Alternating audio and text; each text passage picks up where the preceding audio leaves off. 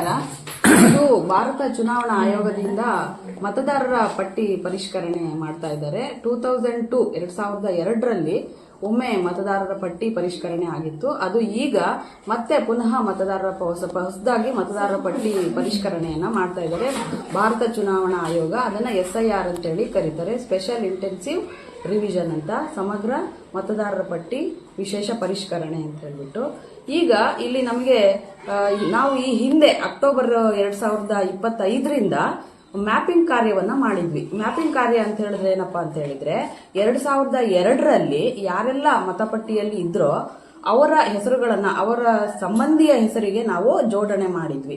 ಈಗ ಅದರ ಮುಂದುವರಿದ ಭಾಗ SIR ಪ್ರಕ್ರಿಯೆಯಲ್ಲಿ ಪ್ರತಿಯೊಬ್ಬ ಮತದಾರರಿಗೂ ಒಂದೊಂದು ಈ ಎನ್ಯುಮರೇಟ್ ಫಾರಂ ಅನ್ನ ಕೊಡ್ತಾ ಇದ್ದೀವಿ. ಈ ಎನ್ಯುಮರೇಟ್ ಫಾರಂ ಅಲ್ಲಿ ಈಗಿನ ಮತಪಟ್ಟಿಯಲ್ಲಿರುವ ಅವರ ಎಲ್ಲ ಮಾಹಿತಿಗಳು ಸಹ ಈ ಮೇಲ್ಭಾಗದಲ್ಲಿ ಪ್ರಿಂಟ್ ಆಗಿ ಬಂದಿದೆ. ಏನಪ್ಪಾ ಅಂತ ಹೇಳಿದ್ರೆ ಅವರ ಫೋಟೋ ಇದೆ, ಅವರ ಯಾವ ಬೂತ್ ಅಲ್ಲಿ ಅವರು ಮತಪಟ್ಟಿಯಲ್ಲಿ ಹೆಸರಿದೆ, ಅವರ ಮತಪಟ್ಟಿಯ ಕ್ರಮ ಸಂಖ್ಯೆ ಇದೆ, ಬೂತ್ ನ ಮಾಹಿತಿ ಸಹ ಇದೆ, ಅಂದ್ರೆ ವಿಳಾಸ ಇದೆ. ಅವ್ರು ಏನ್ ಮಾಡ್ಬೇಕಪ್ಪ ಅಂತ ಹೇಳಿದ್ರೆ ನಾವು ಏನು BLOಗಳಿದ್ದೀವಿ ಅವರು ಮನೆ ಮನೆಗೆ ಹೋಗಿ ಈ ಒಂದು ಎನ್ಯುಮರೇಟರ್ ಫಾರಂ ಅನ್ನ ನಾವು ಅವರಿಗೆ ಕೊಡ್ತೀವಿ. ಎರಡೆರಡು ಎನ್ಯುಮರೇಟರ್ ಫಾರಂ ಅನ್ನ ಅವರು ನಮಗೆ ಕೊಟ್ಟಿದ್ದಾರೆ. ಎರಡು ಯಾಕಪ್ಪ ಅಂತ ಹೇಳಿದ್ರೆ ಎರಡನ್ನೂ ನಾವು ಬರಿಬೇಕು, ಬರೆದ್ಬಿಟ್ಟು ಒಂದು ಅವ್ರಿಗೆ ಕೊಡಬೇಕು, ಒಂದನ್ನ ನಾವು BLOಗಳಾದ ನಾವು ತಗೊಂಡ್ಬಂದ್ಬಿಟ್ಟು ಅದನ್ನ ನಮಗೇನು BLO ಆಪ್ ಇದೆ ಆ ಆಪ್ ಅಲ್ಲಿ ಅಪ್ಲೋಡ್ ಮಾಡಿ ಅವರ ಹೊಸ ಮತದಾರರ ಪಟ್ಟಿ ಏನು ಬರುತ್ತೆ ಅದಕ್ಕೆ ನಾವು ಅನುವು ಮಾಡಿ ಕೊಡ್ಬೇಕಾಗತ್ತೆ.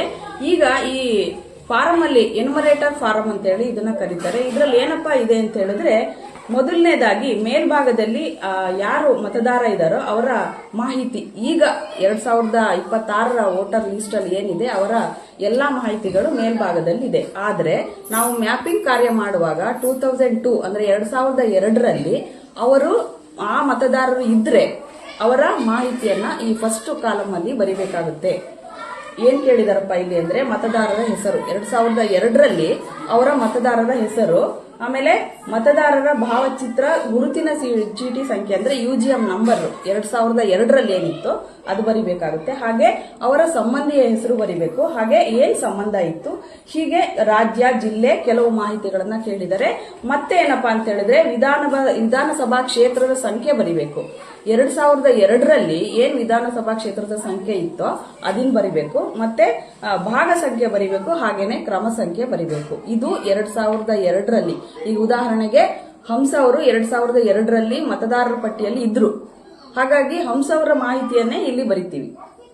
ಇನ್ನ ಪಕ್ಕದ ಕಾಲಮಿಗೆ ಬಂದ್ರೆ 2002ರಲ್ಲಿ ನೀವಿರ್ಲಿಲ್ಲ, ಹಂಸ ಅವ್ರು ಇರ್ಲಿಲ್ಲ, ನಿಮ್ಮ ಅಪ್ಪ ಅಥವಾ ಅಮ್ಮ, ಅಜ್ಜ ಅಥವಾ ಅಜ್ಜಿಯ ಮಾಹಿತಿಯನ್ನ ಕೊಟ್ಬಿಟ್ಟು ನೀವು ಮ್ಯಾಪಿಂಗ್ ಮಾಡಿಸಿದಿರಾ. ನೀವು ನಾನು ಇಂಥವರ ಮಗ, ಇಂಥವರ ಮೊಮ್ಮಗ ಅಂತ ಹೇಳ್ಬಿಟ್ಟು ಮ್ಯಾಪಿಂಗ್ ಮಾಡ್ತಿರ್ತೀರಾ.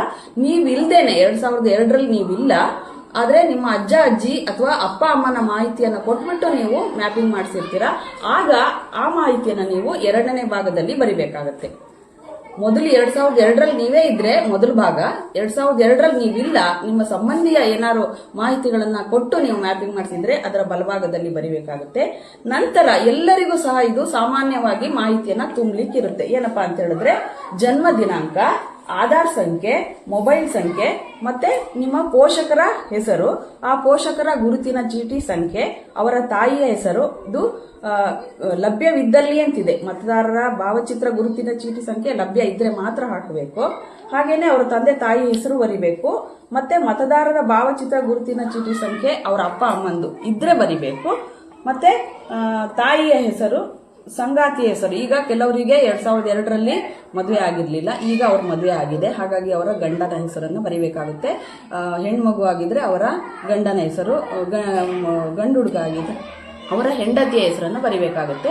ಈ ಕಾಲಂನಲ್ಲಿ ಅವರು ಇಷ್ಟು ಮಾಹಿತಿಗಳನ್ನ ಕಂಪಲ್ಸರಿ ಬರೀಲೇಬೇಕಾಗುತ್ತೆ.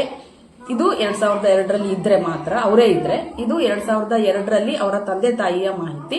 ಇದು ಈಗ ಎಲ್ಲರೂ ಬರಿಬೇಕಾಗಿದ್ದಂತಹ ಮಾಹಿತಿಯನ್ನ ಬರೆದ್ಬಿಟ್ಟು ಕೊನೆಗೆ ಅವರು ಇಲ್ಲೊಂದು ಸಹಿಯನ್ನ ಹಾಕಬೇಕಾಗುತ್ತೆ. ಸಹಿಯನ್ನ ಹಾಕಿ ಇಲ್ಲಿ ಫೋಟೋ ಇದೆ, ಆ ಫೋಟೋ ಸರಿ ಇಲ್ಲ, ನನಗೆ ಬೇರೆ ಫೋಟೋ ಬೇಕು ಅಂತ ಹೇಳಿದ್ರೆ ಅವರು ಹೊಸದಾಗಿ ಫೋಟೋವನ್ನ ಅಂಟಿಸಿ ಕೊಡಬೇಕಾಗುತ್ತೆ. ಇಲ್ಲ ನನ್ನ ಫೋಟೋ ಚೆನ್ನಾಗಿದೆ, ನಾನು ಅಂಟಿಸಲ್ಲ ಅಂತ ಹೇಳಿದ್ರೆ ಅದೇ ಹಳೆ ಫೋಟೋನೇ ಅಲ್ಲಿ ಇರಬಹುದು. ಫೋಟೋ ಕಂಪಲ್ಸರಿ ಅಲ್ಲ, ಅವ್ರ ಇಷ್ಟ. ಫೋಟೋ ಚೆನ್ನಾಗಿಲ್ಲ ಅಂದರೆ ಹಾಕಬೇಕು, ಇಲ್ಲ ಅಂದರೆ ಬೇಡ ಹಾಕೋದು. ಹಾಗಾಗಿ ಇಷ್ಟು ಮಾಹಿತಿಗಳನ್ನು ಬರೆದ್ಬಿಟ್ಟು ಅವರು BLOಗಳಿಗೆ 1 ಕಾಪಿ ಕೊಡಬೇಕು, 2 ಕಾಪಿನೂ ಕೊಡಬೇಕು. BLO ಸೈನ್ ಮಾಡಿ 1 ಕಾಪಿನ ಅವ್ರಿಗೆ ಕೊಡ್ತಾರೆ, ಇನ್ನೊಂದು ಕಾಪಿನ ನಾವು ತಂದುಬಿಟ್ಟು ಏನು ಮಾಡ್ತೀವಿ, ಮೊಬೈಲ್ ಆ್ಯಪಲ್ಲಿ ನಾವು ಅದನ್ನು ಅಪ್ಲೋಡ್ ಮಾಡಿ ಅವ್ರ ಮಾಹಿತಿ ಎಲ್ಲ ಬರೆದ್ಬಿಟ್ಟು ಹೊಸ ಮತದಾರರ ಪಟ್ಟಿ ಏನು ಬರುತ್ತೋ ಅದಕ್ಕೆ ನಾವು ಅನುವನ್ನು ಮಾಡಿಕೊಡ್ಬೇಕಾಗುತ್ತೆ. ಇಷ್ಟು ಮತದಾರರ ಪರಿಷ್ಕರಣೆ ಪಟ್ಟಿಯ ವಿಷಯಗಳು ಸರ್. ಇದ್ರ ಜೊತೆಗೆ ಇನ್ನೊಂದು ಮಾಹಿತಿ ಏನು ಸೇರಿಸಬೇಕಪ್ಪ ಅಂತ ಹೇಳಿದ್ರೆ, ಈಗ ನಾವೇನು ಈ ಎನುಮರೇಷನ್ ಫಾರ್ಮ್ ಅನ್ನ ಕೊಡ್ತಿದೀವಿ, ಇದ್ರ ಜೊತೆಗೆ ಯಾವುದೇ ಡಾಕ್ಯುಮೆಂಟ್ಸ್ ಅನ್ನ, ಯಾವುದೇ ಆಧಾರಗಳನ್ನ ನೀವು ಕೊಡೋ ಅವಶ್ಯಕತೆ ಇರೋದಿಲ್ಲ. ನಾವು ಬಂದಾಗ ನೀವೇನ್ ರೆಡಿ ಇಟ್ಕೊಳ್ಬೇಕಪ್ಪ ಅಂದ್ರೆ, ಇಲ್ಲಿ ಬರೆಯಕ್ಕೆ ಆಧಾರ್ ಕಾರ್ಡ್ ನಂಬರ್, ಆಮೇಲೆ mobile number, UGM voter ID card ಇದ್ರೆ ನೀವು ನಿಮ್ಮದು ಅಥವಾ ನಿಮ್ಮ ಪೋಷಕರದ್ದು ಇಟ್ಕೋಬೇಕಾಗುತ್ತೆ. ಆದ್ರೆ ಯಾವುದೇ ಡಾಕ್ಯುಮೆಂಟ್ ಅನ್ನ ನಾವು ಈಗ ಇಸ್ಕೊಳ್ಳೋದಿಲ್ಲ. ಮತ್ತೆ ಪುನಃ ಇನ್ನೊಮ್ಮೆ ಅದು ಮತದಾರರ ಪಟ್ಟಿ ಆಗಿ ಇನ್ನೊಮ್ಮೆ ಬಂದಾಗ ಮಾತ್ರ ಅದನ್ನ ನಾವು ಏನಾದ್ರು ತೊಂದರೆ ಆಗಿದ್ದಲ್ಲಿ, ನಿಮ್ಮ ಹೆಸರು ಕೈ ಬಿಟ್ಟಲ್ಲಿ, ಏನಾದ್ರು ಸರಿಪಡಿಸಬೇಕಾದಲ್ಲಿ ಮಾತ್ರ ನಿಮಗೆ ನಾವು ಆಧಾರಗಳನ್ನ, ಡಾಕ್ಯುಮೆಂಟ್ಗಳನ್ನ ಕೇಳ್ತೀವಿ. ಈಗ ಯಾವುದೇ ಆಧಾರಗಳನ್ನು ನೀವು ಕೊಡುವ ಅವಶ್ಯಕತೆ ಇಲ್ಲ. ಏನ್ ಕೊಡ್ಬೇಕಪ್ಪ ಅಂತ ಹೇಳಿದ್ರೆ, ನೀವು ಆಧಾರ್ ಕಾರ್ಡಿನ ಸಂಖ್ಯೆ ಮತ್ತೆ ಫೋಟೋ ಬೇಕಾಗಿದ್ರೆ ನಿಮ್ದೊಂದು ಫೋಟೋನ ರೆಡಿ ಇಟ್ಕೊಳ್ಳಿ. ಹಾಗೇನೆ ನಿಮ್ಮ ಅಪ್ಪ ಅಥವಾ ಅಮ್ಮ ಅಥವಾ ಗಂಡ ಇವರ ಒಂದು ವೋಟರ್ ID ಅನ್ನು ಇಟ್ಕೊಂಡು UGM ನಂಬರ್ನ ನಮಗೆ ಬರೆಯಕ್ಕೆ ಕೊಟ್ರೆ ಸಾಕಾಗುತ್ತೆ. ಎಲ್ಲ BLOಗಳಿಗೂ ಸಹ ಈ ಒಂದು ತರಬೇತಿ ಕಾರ್ಯಕ್ರಮದಲ್ಲಿ ನಮಗೆ ಈ ಮಾಹಿತಿಯನ್ನ ತಿಳಿಸಿದ್ದಾರೆ. ಹಾಗೆ ಎಲ್ಲಾ BLOಗಳು ನಿಮಗೆ ಬಂದ್ರೆ ಇದನ್ನೇ ಹೇಳ್ತಾರೆ. ಹಾಗಾಗಿ ಈ ವಿಷಯವನ್ನೇ ನೀವು ತಿಳ್ಕೊಂಡು BLOಗಳು ಮನೆ ಬಂದಾಗ ನೀವು ಈ ಒಂದು ಮಾಹಿತಿಯನ್ನ ತಿಳ್ಕೊಂಡು, ಈ ಮಾಹಿತಿಯನ್ನ ತಿಳ್ಕೊಂಡ್ಬಿಟ್ಟು ಎಲ್ಲದನ್ನು ರೆಡಿಯಾಗಿ ಇಟ್ಕೊಂಡ್ರೆ ಮತದಾರರ BLOಗಳು ಬಂದಾಗ ನಿಮಗೂ ಸುಲಭ ಆಗುತ್ತೆ, ನಮಗೂ ಸುಲಭ ಆಗುತ್ತೆ, ಕಾರ್ಯಕ್ರಮ ಯಶಸ್ವಿಯಾಗಿ ನಡೆಯುತ್ತೆ. ಎಲ್ಲರಿಗೂ ಧನ್ಯವಾದಗಳು.